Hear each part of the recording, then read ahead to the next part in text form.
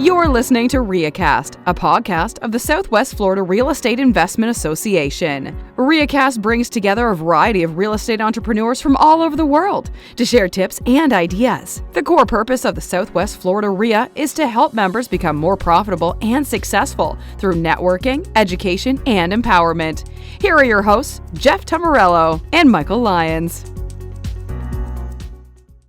So how management intensive are these things? Because you're always sold the idea of them that you basically just, it's just, you go out to the tree and you pick money a couple times a month, and that's pretty much what it is. That's at least how it's sold on the speaking circuit. So owning it, really how management intensive is it? Yeah, I would agree. It's definitely sold as a very passive property type or a very passive investment.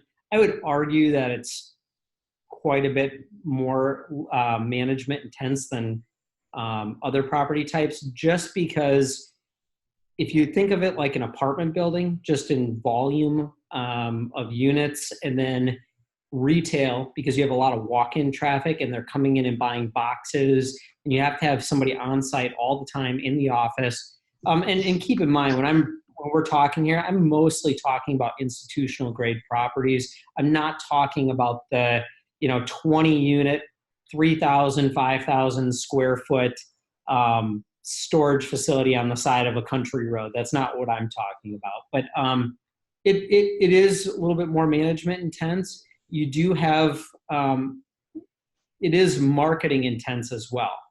So although tenants stay a long time, there's nothing stopping them from leaving because they're month-to-month leases. So when somebody moves out, you need to fill that unit pretty fast. And the most aggressive way and the most productive way to lease up units is going to be online. It's the majority of tenants coming to our properties, and I think industry-wide is technology-based. So you really need to have a strong grasp on the technology side and the online marketing side in order to be competitive with the other operators out there. Yeah, I would think being number one on a Google Map search is probably the biggest thing. Absolutely. Yeah. I mean, you hear a lot of people talking about social media and Google and all that, but I would say a lot of the people are finding it just by pulling up their phone, pulling up a map, typing in self-storage and seeing what's immediately around them. So those Google Maps and Google businesses are huge. Now, I'm not saying that's a real aggressive driver, but and that doesn't take a lot of effort to do that, but your reviews and comments and getting to the top of Google and all that, it's really competitive. Remind me offline to share with you how to boost that. Okay. Yeah, we'll talk about it. So now I've got some ways that, because the real estate space is incredibly competitive for that. And we rank number one for a bunch of stuff. Well, the other thing that I want to mention about that too is when you talk about management, how management intense is it? You don't have to necessarily manage the property yourself. We don't manage self-storage. We own it.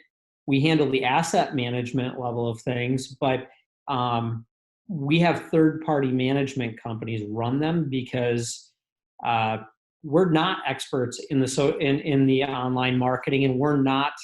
Number one, it's a small percentage of our portfolio. Number two, they're experts. They have the branding in place, and there's a lot of reasons why it makes sense for us, at least, to use third-party management.